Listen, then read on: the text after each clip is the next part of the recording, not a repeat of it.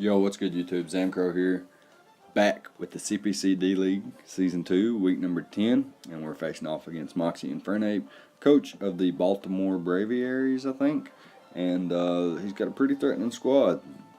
That being said, we'll go over our squad real quick. There's a very good chance that he and I could meet again. That being said, we do have to make the finals for us to play again. Other than that, this game is not really that important. He's got 2 losses, I got 1 loss. If I lose, we both have 2 losses. So, basically we both finish 8-2 if he wins, and if I win, I finish 9-1. So winning or losing is not that big of a deal. Winner of this battle will take over our conference, though, which isn't that big of a deal since the playoff matches will be interconference, where I will play. If I were to win this battle and be the number 1 seed, I would play the number 4 seed of the other conference instead of the 4 seed of my conference, which is a little bit weird, but different leagues do different things, and a little twist is always good in my opinion. Keeps things fresh.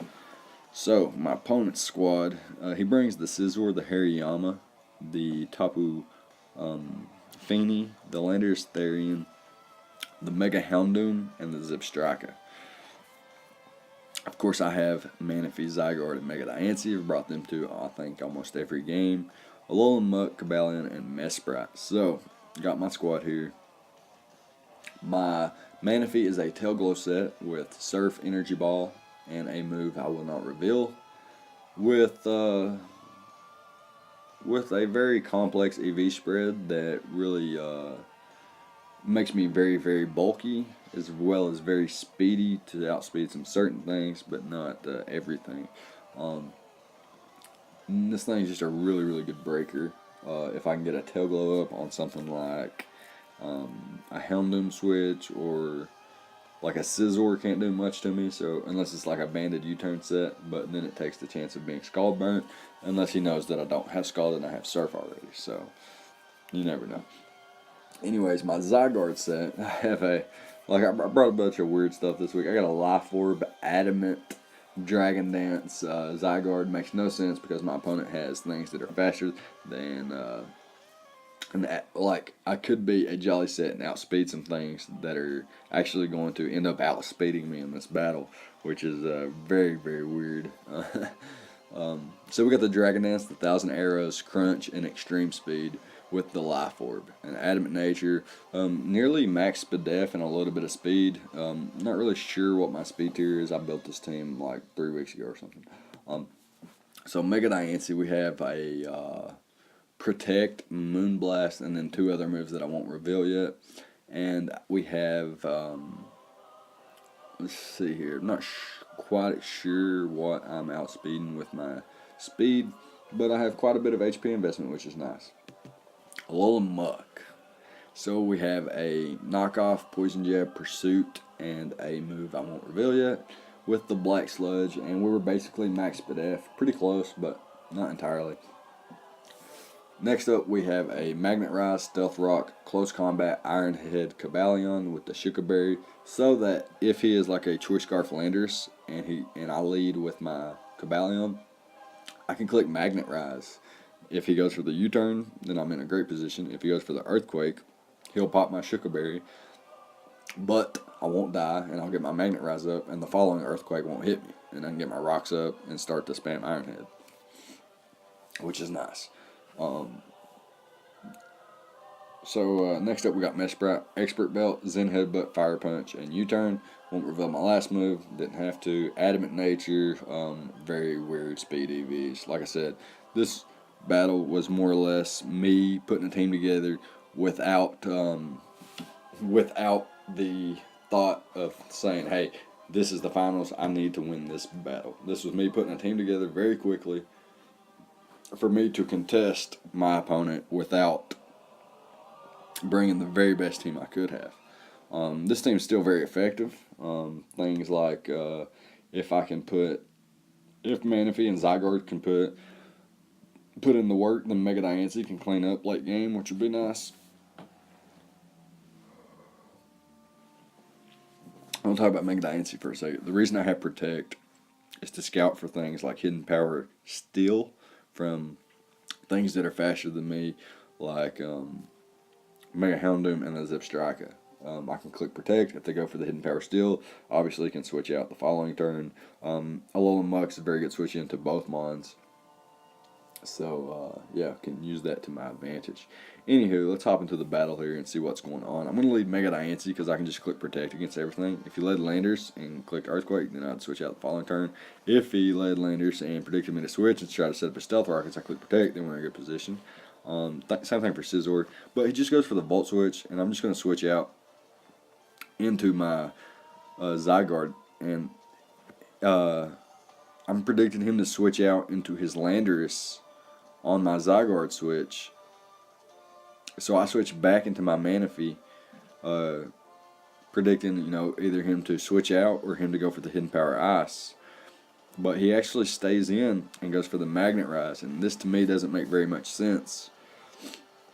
I don't know if my opponent knows, but 1,000 Arrows will put the Magnet Rise back on the ground. It still hits. 1,000 Arrows still hit you with the Magnet Rise.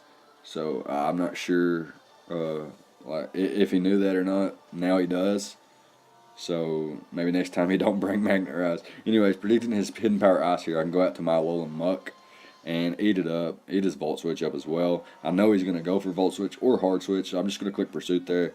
And here he stays in, or he goes into the Scizor and goes for the Brick Break as I go for the knockoff and get rid of his Iron Play. Not sure what the Brick Break was for. It seems more so that it was for the Cobalion. Here I'm going to predict him to go for the U-turn. He has no real reason to click Brick Break or Bullet Punch or anything like that. So I get him with the Pursuit there, which is nice, as he goes into the Tapu Fini. And I'm just going to click Poison Jab as he goes into his Scizor. Predicting him to Roost here, I'm going to go out into Meshbright and click the Fire Punch as he goes into Houndoom, which is not Flash Fire. I don't know why. I don't know what he was running that he's not Flash Fire. Anyways, here he goes for the Flamethrower as I predicted him to not go for the Dark Pulse. And here I bring in my Manaphy. It's really my best move. And I'm not going to click Tail Glow because he's not going to let me set it for free. So I just click Surf there and get rid of the Houndoom. And he brings in the Hariyama. And predicting him to go for the knockoff, I switch hard out into my Cobalion to get my Rocks up. Rocks are essential. So here I get my Magnet Rise up just like I wanted to in the beginning. And I can just start clicking the Iron Head here. He goes straight into the Scizor. I get some pretty good damage off with the Iron Head, but Close Combat does even more damage. So very great position here. And now he's going to be forced to switch out. So I'm going to hard switch out into my Meshbright, predicting basically anything to come in. And if you're roosted there, then I could just click Fire Punch anyway. Looks to be a... I couldn't tell because I have no investment. So that Moonblast was likely to kill with or without investment.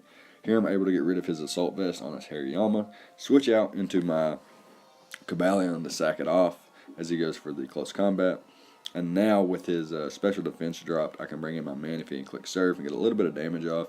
Couldn't quite knock him out with Mega Diancie there, and he could potentially have Bullet Punch. So I wasn't trying to risk that. Fuck that. I am not risking losing my win condition. Mega Diancie at this time in the battle is my win condition. So now he brings out the Landorus Therian. I'm not sure why. He reveals to be a Z move, meaning if I were max special attack, Hidden Power Ice with the Life Orb here, I would knock him out. So I'm not real sure why he brought in Landorus here. I guess he just assumed I was a slow Zygarde. And he brings in Landorus and goes straight for the Z Outrage. So devastating Drake, really devastated me. So here I'm going to bring in the Mega Diancie and hope I can get this knockout here. Maybe a crit would knock him out. However, he's going to be able to clean up with Earthquake, and the new Earthquake animation is awesome. So he's going to take this battle 4-0, a lot closer than the score shows in my opinion, and I got a real good feel of how my opponent plays. He used my aggression against me, and he played a little bit safer, and it costed him early in the match, with Zipstrika and Scizor both getting Pursuit trapped, getting the Surf on the Houndoom instead of going for the Tail Glow. So playing a little bit safe hurt him a little bit, but in the long game, or in the long run, that's what it's called. In the in game and the long run, it was better for him to do that. Hariyama was a threat. I knew it was. I knew he was going to bring it because close combat. It's very fat. Assault vest, guts, things like that. Bullet punch is really good versus my team. So yeah, very good game to Blake or Moxie Inferno, excuse me, coach of the Baltimore Braviaries, and he's going to take number 1 seed. We'll take number 2 seed. So we'll be playing the number 3 seed of the other conference. Don't know who it is. A lot of people haven't even finished their fucking games yet. I think me, Blake, and John are the only 3 to have finished our games in a timely manner. One of my games were forfeited to me, and so week 10 is going to go up on Tuesday. So I'm going to put week 7 up like 2 or 3 days after that. It's on my computer. I think it's already on YouTube and everything. It's just not public. So I made a mistake there. I think Blake did the same thing he said, and he released 2 videos simultaneously almost. So yeah, good game again, Blake. Let me clear things up too. I said this wasn't the best team I could have brought, but I did put a lot of effort into this team and into this battle. So me saying that takes nothing away from Blake. My Zygarde set was just pretty shit. That's the only thing I can say and legitimately take away from myself, not take away from Blake. He played great, and he kept his win conditions the way he needed to, and I had to be cautious around a Bullet Punch Hariyama. I could have brought Mega Diancie in, killed it anytime it was in, but if it had Bullet Punch, I was dropping. You know what I'm saying? Those 4 times weaknesses are a fucking pain.